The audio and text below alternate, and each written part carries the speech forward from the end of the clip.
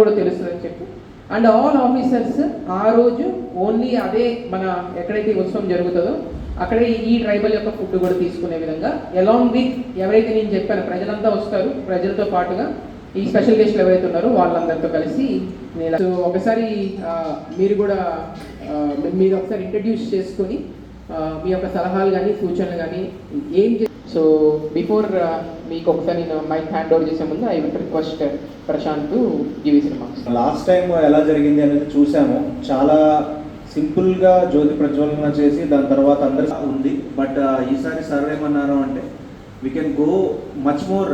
అది ఒక ట్రైబల్ ఉత్సవం దినోత్సవం కాబట్టి దాన్ని ఒక సెలబ్రేటరీ మోడ్లో తీసుకెళ్ళవచ్చు. మన దగ్గర ఎలానో గ్రౌండ్ కూడా మొన్న సీఎం సార్ ప్రోగ్రామ్ బాగా యూటిలైజ్ చేసుకోవచ్చు.